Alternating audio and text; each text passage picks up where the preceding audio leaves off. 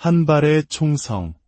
그것은 한 개인의 비극을 넘어 세계 최강대국 시스템의 심장을 겨눈 외침이었습니다. 최근 미국에서 발생한 한 건강보험사 최고 경영자의 피살 사건은 전 세계에 큰 충격을 던졌습니다. 많은 언론이 단순히 끔찍한 범죄로 이 사건을 다루었지만 그 이면에는 수많은 사람들의 고통과 절망, 그리고 복잡하게 얽힌 사회구조의 모순이 숨어 있습니다. 오늘 우리는 이 비극적인 사건을 실마리 삼아 미국 의료 시스템의 빛과 그림자를 깊이 들여다보고자 합니다. 미국에서 아프면 파산한다는 말이 왜 나왔는지, 그리고 그 말이 절반의 진실과 절반의 오해를 품고 있는 이유는 무엇인지, 더 나아가 우리가 당연하게 누리고 있는 한국의 건강보험 시스템이 얼마나 소중한 것인지 함께 생각해보는 시간이 될 것입니다. 오늘의 이야기에 귀 기울여 주시고 이 지식을 주변과 나누어 주시는 것만으로도 우리 사회를 더 건강하게 만드는 데 큰 힘이 됩니다. 구독과 좋아요는 저희가 더 깊이 있는 지식 콘텐츠를 만드는데 소중한 자양분이 됩니다. 그럼 이야기의 문을 열겠습니다. 이야기를 시작하기에 앞서 우리는 먼저 보험이라는 제도의 본질을 이해해야 합니다. 보험이란 무엇일까요? 그것은 예측 불가능한 미래의 위험에 대비하기 위한 인류의 지혜입니다. 수많은 사람들이 매달 조금씩 돈을 모아 공동의 기금을 만듭니다. 그러다 누군가에게 감당하기 힘든 불행, 예를 들어 큰 병이나 사고가 닥쳤을 때 이 기금으로 그 사람의 경제적 부담을 덜어주는 것. 이것이 바로 보험의 핵심 원리, 즉 위험의 분산입니다. 내가 낸 돈이 지금 당장은 쓰이지 않더라도 언젠가 내가 어려움에 처했을 때 사회가 나를 지켜줄 것이라는 믿음. 그것은 단순한 금융상품을 넘어선 하나의 사회적 약속이자 안전망입니다. 그렇다면 이 기본적인 원리가 각 나라에서 어떻게 구현되고 있을까요? 먼저 우리에게 가장 익숙한 대한민국 시스템부터 살펴보겠습니다. 한국의 모든 국민은 태어나는 순간부터 국민건강보험이라는 거대한 우산 아래 보호를 받습니다. 직장인이든 자영업자든 학생이든 예외는 없습니다. 우리는 소득에 따라 보험료를 내고 아플 때는 전국의 어느 병원이든 찾아가 상대적으로 저렴한 비용으로 치료를 받을 수 있죠. 이를 단일 보험자 시스템이라고 부릅니다. 국가, 즉 국민건강보험공단이라는 단 하나의 기관이 전 국민의 보험을 관리하고 병원과 약국의 진료비를 지급하는 구조입니다. 이러한 시스템이 처음부터 있었던 것은 아닙니다. 25 전쟁 이후 폐허 속에서 경제성장의 모든 것을 쏟아부었던 시절, 아파도 병원 갈 엄두를 내지 못하는 사람들이 대부분이었습니다. 미국인들이 현재 겪는 불안감은 어쩌면 우리 부모님 세대가 의료보험 없이 병원 문턱을 넘기 두려워했던 그 시절의 기억과 맞닿아 있을지도 모릅니다. 전국민 의료보험에 대한 논의는 오래전부터 있었지만 본격적인 시작은 1977년 박정희 정부 시절이었습니다. 당시 500인 이상 사업장의 근로자들을 대상으로 직장 의료보험이 의무화되었죠. 대기업 직원들부터 시작된 작은 씨앗이었습니다. 이후 노태우 정부를 거치며 농어촌과 도시지역으로 점차 확대되었고 마침내 2000년 김대중 정부에 이르러 직장과 지역으로 나뉘어 있던 수많은 보험조합들이 국민건강보험공단 하나로 통합되면서 오늘날 우리가 알고 있는 단일 보험체계가 완성되었습니다. 이는 대한민국 사회의 안전망의 역사에 한 획을 긋는 중요한 사건이었습니다. 한국 시스템의 가장 큰 장점은 바로 이 단일 보험자가 갖는 막강한 협상력입니다.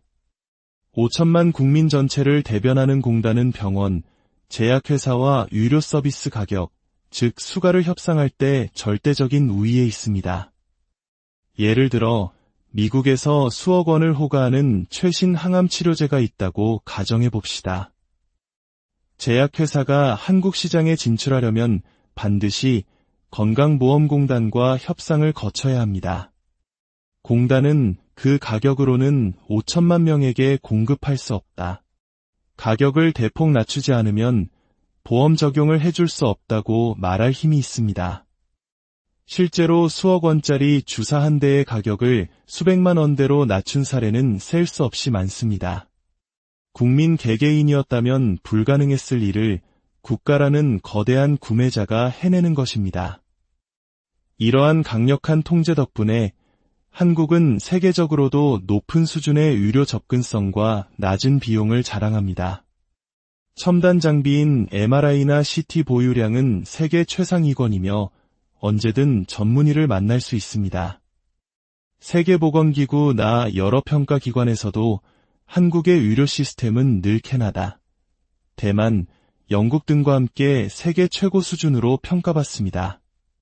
하지만 빛이 있으면 그림자도 있는 법. 한국 시스템 역시 도전 과제에 직면해 있습니다. 낮은 의료 수가는 의사들의 과도한 업무 부담으로 이어지기도 하며 이로 인한 갈등이 사회적 문제로 비화되기도 합니다. 또한 건강보험이 모든 치료를 보장해주지는 않기 때문에 암이나 희귀병 같은 중증질환에 대비하기 위해 많은 국민이 별도의 사보험에 가입해야 하는 부담을 안고 있습니다.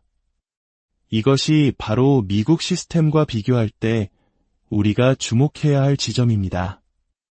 이제 태평양을 건너 미국의 현실을 들여다보겠습니다.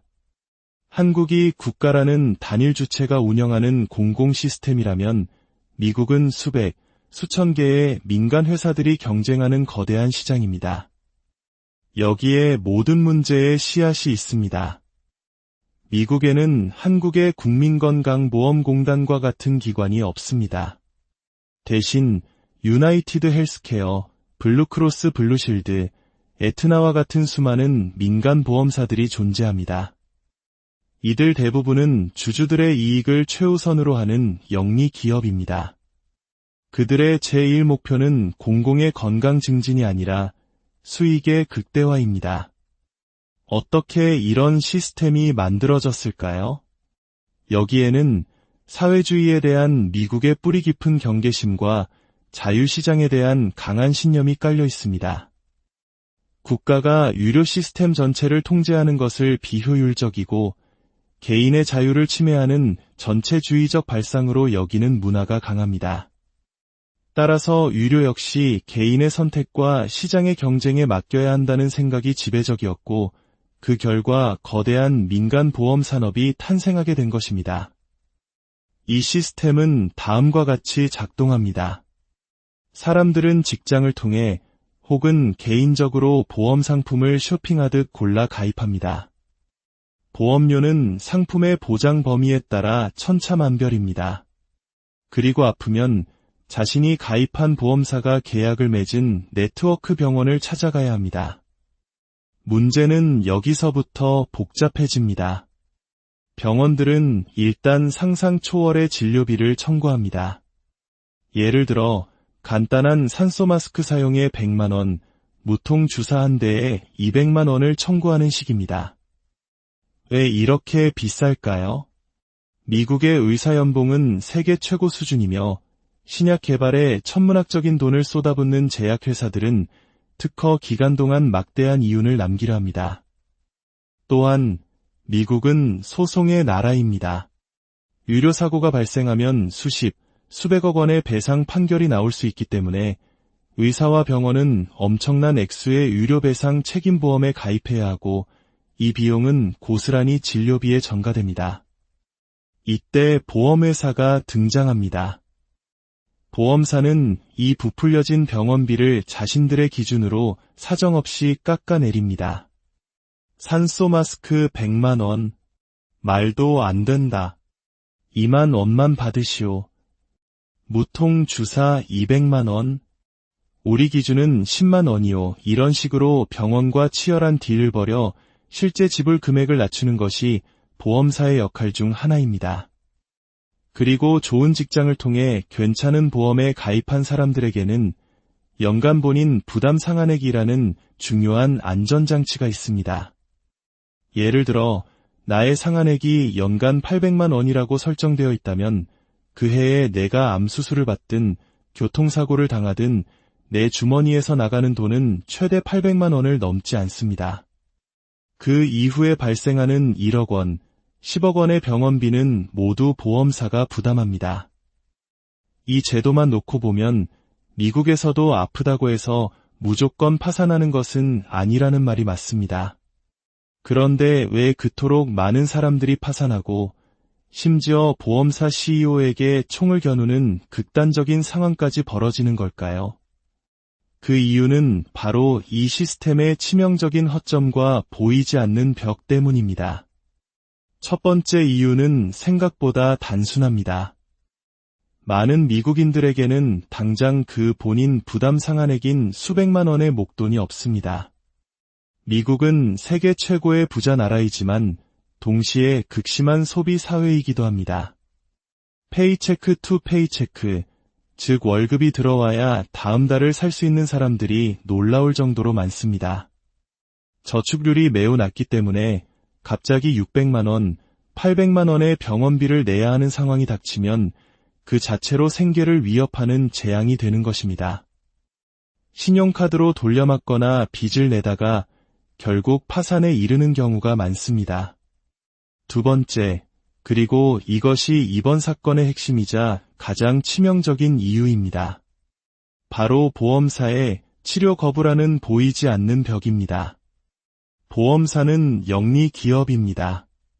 수익을 내려면 보험료는 최대한 많이 받고 보험금은 최대한 적게 지급해야 합니다. 이를 위해 그들은 온갖 교묘하고 합법적인 수단을 동원합니다. 대표적인 것이 사전 승인 제도입니다. 예를 들어 한 어머니가 무릎 연골이 다 닳아 인공관절 수술이 시급하다는 의사의 진단을 받았다고 합시다. 수술비는 5천만 원. 당연히 보험 처리가 될 것이라 믿고 보험사에 연락하면 냉정한 답변이 돌아옵니다. 그 수술이 의학적으로 정말 필수적인지 우리 내부에서 먼저 검토해야 합니다. 이 심사 과정은 몇 주, 몇 달씩 지연되기 일쑤입니다. 환자가 고통 속에서 신음하는 동안 시간은 계속 흘러갑니다. 설령 승인이 난다 해도 여기서 끝이 아닙니다. 보험사는 조건을 답니다. 수술은 승인하지만 우리가 지정하는 저렴한 병원에서 받아야 합니다. 혹은 최첨단 타이타늄 합금 인공관절은 안 됩니다. 우리는 더 저렴한 기본 재료를 사용한 수술만 지원합니다. 환자는 최선의 치료를 받을 권리를 박탈당하고 보험사가 정해준 가성비 치료를 강요받는 것입니다. 만약 환자가 이를 무시하고 좋은 병원에서 최신 재료로 수술을 받으면 어떻게 될까요? 보험사는 사전 승인 규정을 위반했으므로 보험금 지급을 거부합니다. 라고 통보합니다.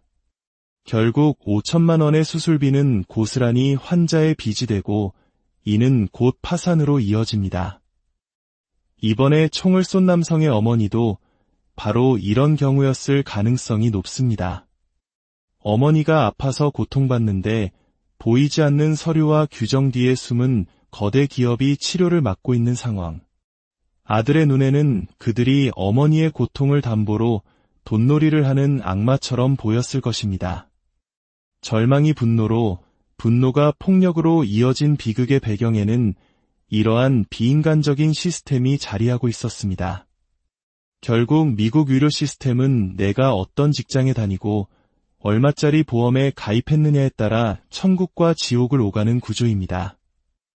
좋은 회사에서 비싼 보험료를 지원받는 사람들은 세계 최고 수준의 의료 서비스를 받으며 만족할 수 있습니다.